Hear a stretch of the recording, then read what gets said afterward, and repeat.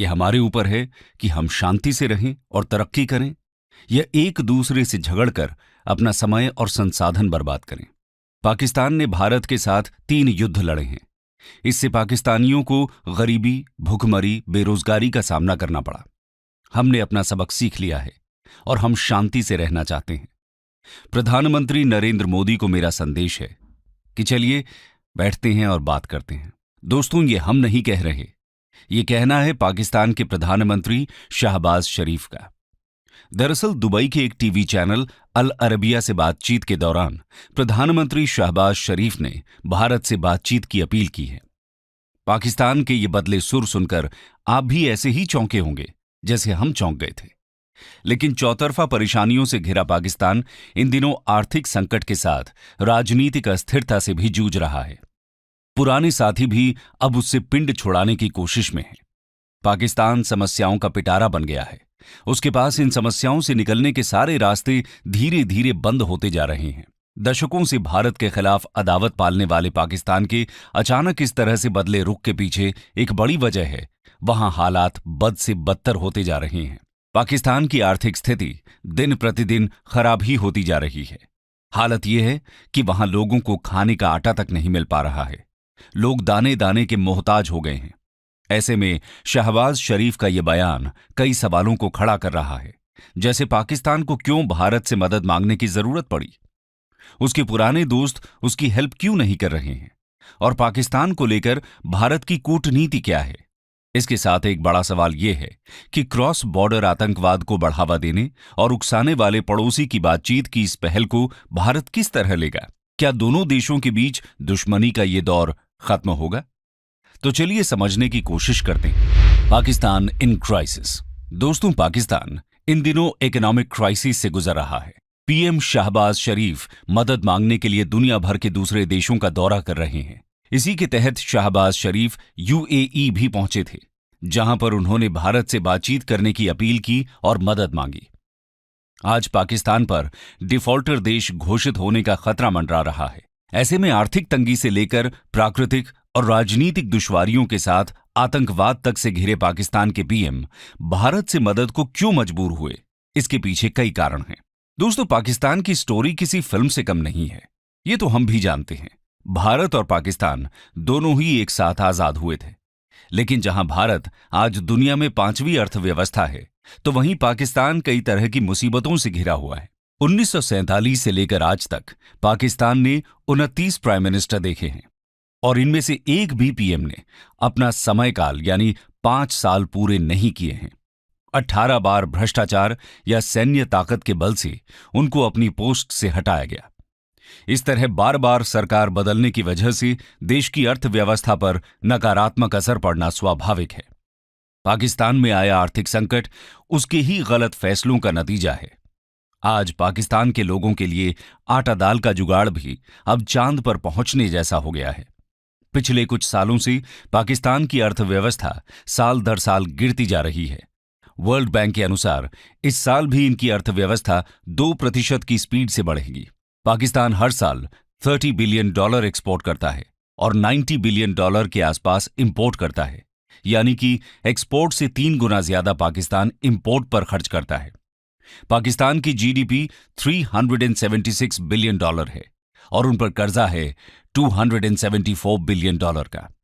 पाकिस्तान सरकार अपने हर बजट का 1/3 पार्ट कर्जा चुकाने में लगा देती है। पाकिस्तान की महंगाई दर 25% हो गई है। लोगों के पास पैसा होने के बावजूद वो दूध, प्याज और नमक जैसे जरूरी सामान के लिए दर दर की ठोकरें खा रहे हैं। वहीं कई लोगों के लिए इन सब चीजों को खरीदना सपने जैसा प्रतीत हो रहा है। हालात इतने बदतर हो गए हैं कि आटे दाल के लिए लोगों में मारामारी तक हो रही है।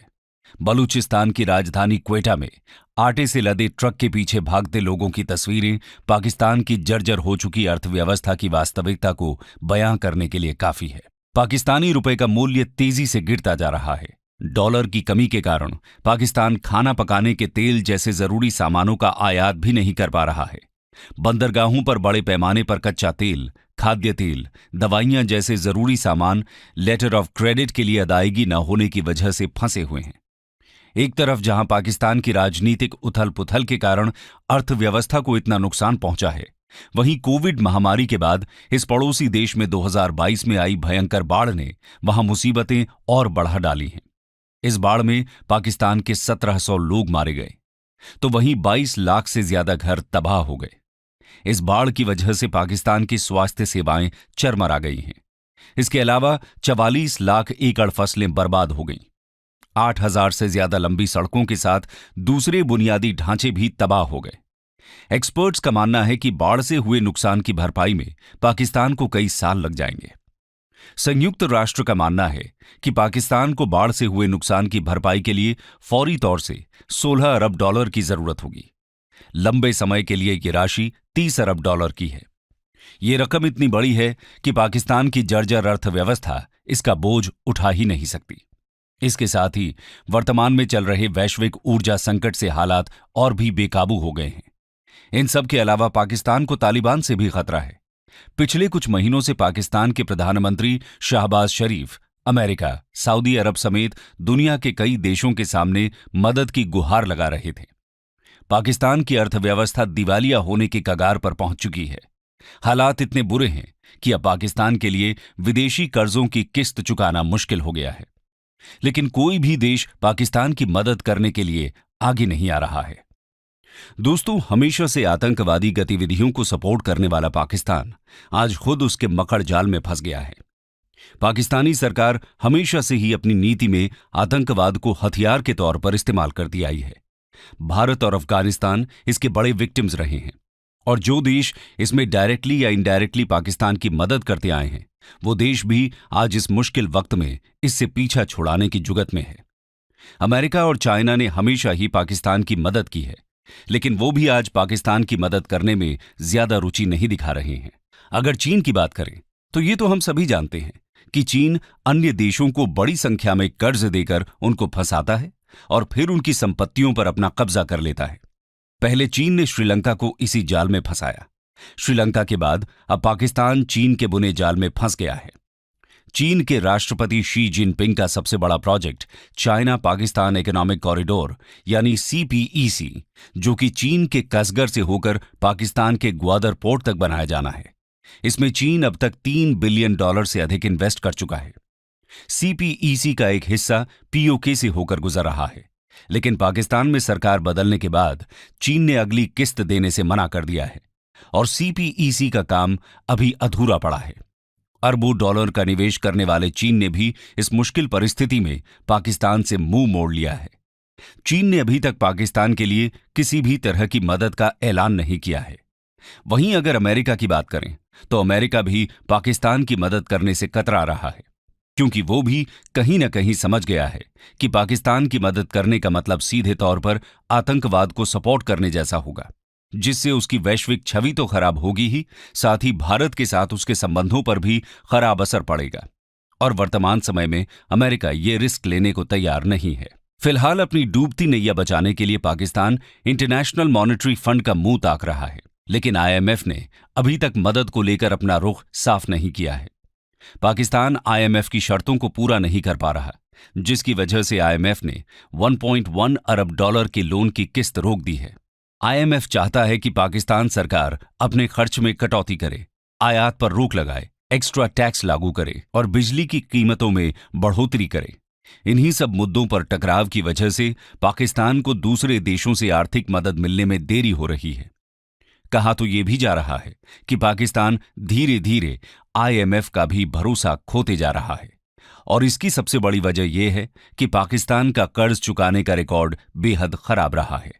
पाकिस्तान की विश्वसनीयता इतनी कम होती जा रही है कि इसके मित्र देश जैसे सऊदी अरब पाकिस्तान के PM की बजाय पाकिस्तान के सेना प्रमुख से भरोसा मिलने के बाद ही किसी तरह की आर्थिक मदद की घोषणा करते हैं। पाकिस्तान आज पूरी दुनिया में दूसरों का मुंह देख रहा है और अलग थलग पड़ गया है, लेकिन वहीं भारत अपनी वैश्विक डिप्लोमेसी के कारण पाकिस्तान से कहीं गुना आगे है। आइए देखते हैं भारत ने कैसे पाकिस्तान को वैश्विक स्तर पर पछाड़ा। India's diplomatic win. दोस्तों, भारत और पाक के रिश्ते किसी से छिपे नहीं हैं। आज भारत से खराब संबंधों की वजह से भी पाकिस्तान की परेशानियां बढ़ गई हैं। भारत हमेशा से ही पाकिस्तान के साथ शांतिपूर्ण संबंध बनाए रखने का हिमायती रहा है, लेकिन पाकिस्तान हमेशा ही भारत में आतंकवाद को बढ़ावा देने की फिराक में रहा है। इस वजह से भारत के साथ उसके संबंध बिगड़ते ही गए हैं। भारत दुनिया की बड़ी ताकत के रूप में आगे बढ़ रहा है, वहीं पाकिस्तान हर मोर्चे पर संकट से घिरते जा रहा है। भारत से खराब संबंध की वजह से दुनिया में कई देश अब पाकिस्तान से कतराने लगे हैं। भारत ने दुनिया के सामने पाकिस्तान के आतंकवाद को आश्रय देने वाले चेहरे को कई बार बेनकाब भी किया है। भारत के बढ़ते रुतबे और सधे कूटनीतिक तरीकों की वजह से पाकिस्तान कई अंतर्राष्ट्रीय मंचों पर अलग थलग भी हुआ है। ये भारत की बेहतरीन डिप्लोमेसी ही है कि आज यूएन सिक्योरिटी काउंसिल ने पाकिस्तान के आतंकवादी अब्दुल रहमान मक्की को वैश्विक आतंकवादी के रूप में लिस्टेड कर दिया है। दरअसल भारत ने पिछले साल लश्कर-ए-तैयबा के नेता को वैश्विक आतंकवादी घोषित करने की मांग की थी, लेकिन चीन ने बीच में अड़ंगा लगा दिया था। 14 देश पहले ही इसके सपोर्ट में थे, लेकिन अब चीन भी इसके सपोर्ट में आ खड़ा हुआ है। बता दें कि अब्दुल रहमान मक्की लश्कर-ए-तैयबा का प्रमुख और 26/11 के मास्टरमाइंड हाफिज सईद का बहनोई है और अपने बयानों और नापाक इरादों से भारत के खिलाफ हमेशा नफरत फैलाने का काम करता है। यूं तो इंडिया पिछले कई सालों से बहुत से आतंकवादियों को टारगेट करता रहा है। इससे पहले जैश-ए-मोहम्मद के प्रमुख मसूद अजहर को संयुक्त राष्ट्र में आतंकवादी घोषित करने में भारत को एक लंबी लड़ाई लड़नी पड़ी थी। 2009 में इसकी शुरुआत हुई थी, किंतु चीन हर बार इंडिया के इस प्रयास को ब्लॉक कर देता था। 10 साल तक इसको ब्लॉक करने के बाद चीन ने 2019 में इसको फाइनली स्वीकार किया और मसूद अजहर को संयुक्त राष्ट्र द्वारा नामित आतंकवादी घोषित किया गया। लेकिन इस बार कुल 7 महीने के अंदर अंदर इंडिया अपने मुकाम पर पहुंच गया। यह वैश्विक स्तर पर इंडिया की बढ़ती साख और उसकी डिप्लोमैटिक सफलता का ही एक प्रमाण है। इसके पहले पूर्व विदेश मंत्री श्रीमती सुषमा स्वराज ने संयुक्त राष्ट्र में पाकिस्तान का सीधे तौर पर नाम लेकर उसे भारत में आतंकवाद को बढ़ावा देने का दोषी ठहराया था, जिसके बाद पाकिस्तान को आतंकवाद को धन मुहैया करवाने के आरोप में FATF की ग्रे लिस्ट में शामिल कर दिया गया था। FATF यानी फाइनेंशियल एक्शन टास्क फोर्स ने मनी लॉन्ड्रिंग और आतंकवाद के चलते पाकिस्तान को निगरानी सूची में डाला था। बता दें कि FATF एक अंतर्राष्ट्रीय संस्था है जो मनी लॉन्ड्रिंग और टेरर फंडिंग जैसे वित्तीय मामलों में दखल देते हुए तमाम देशों के लिए गाइडलाइन तय करती है और ये तय करती है कि वित्तीय अपराधों को बढ़ावा देने वाले देशों पर लगाम कसी जा सके। ग्रे लिस्ट में शामिल होने की वजह से पाकिस्तान के ट्रेड पर बहुत असर पड़ा था। कई मित्र देशों ने सहायता करने से मना कर दिया था। इसकी वजह से पाकिस्तान को हर साल $10 बिलियन का नुकसान हुआ। भारतीय रुपयों में देखें तो ये नुकसान करीब 75,000 करोड़ सालाना का है। इस तरह पाकिस्तान को 2022 तक करीब 3 लाख करोड़ का नुकसान हुआ है, जिसके बाद FATF ने पाकिस्तान को ग्रे लिस्ट से बाहर निकालने के लिए व्यापार सुधार कार्यक्रम की एक लिस्ट सौंपी थी, जिसके बाद पाकिस्तान ने यह दावा किया कि उसने लिस्ट में दिए गए सभी शर्तों को पूरा कर लिया है। साथ ही पाकिस्तान ने जैश-ए-मोहम्मद प्रमुख मसूद अजहर, लश्कर-ए-तैयबा के संस्थापक हाफिज सईद और ज़कीउर रहमान लखवी समेत संयुक्त राष्ट्र में नामित आतंकवादियों के खिलाफ कार्रवाई करने का दावा किया है। लेकिन आज उसके इन झूठे दावों पर कोई भी भरोसा करने को तैयार नहीं है। इससे आप अंदाजा लगा सकते हैं कि आज इंडिया ग्लोबल स्टेज पर किस तरह अपना प्रेशर माउंट कर रहा है।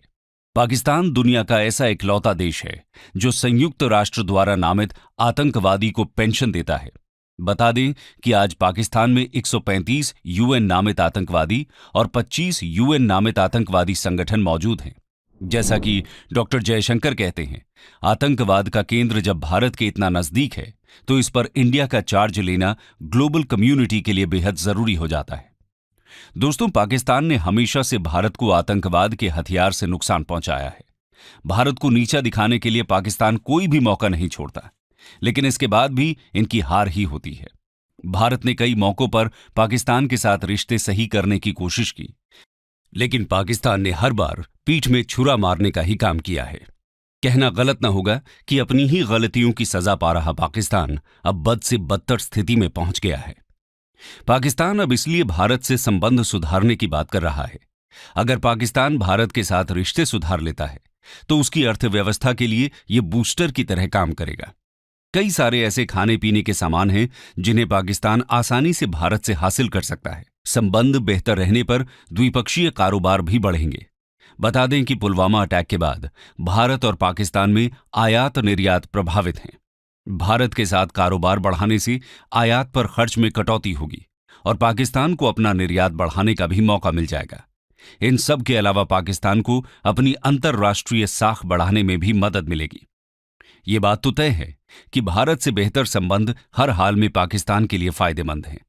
हम कह सकते हैं कि आर्थिक और राजनीतिक दुष्चक्र में फंसे पाकिस्तान की हर बीमारी का स्थायी इलाज भारत से बेहतर संबंध है।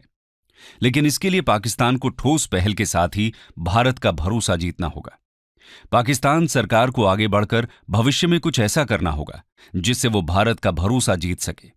इसके लिए पाकिस्तान को आतंकवाद और कश्मीर का मुद्दा छोड़ना होगा। इन सब बातों के बावजूद सच्चाई यही है कि फिलहाल पाकिस्तान के हुक्मरानों में इतनी ज्यादा समझदारी विकसित होना दूर की कौड़ी है। कंक्लूजन। तो दोस्तों, आज पाकिस्तान एक दोराहे पर आकर खड़ा है। इस जगह पर पाकिस्तान का भविष्य कैसा होगा ये तो वक्त ही बताएगा।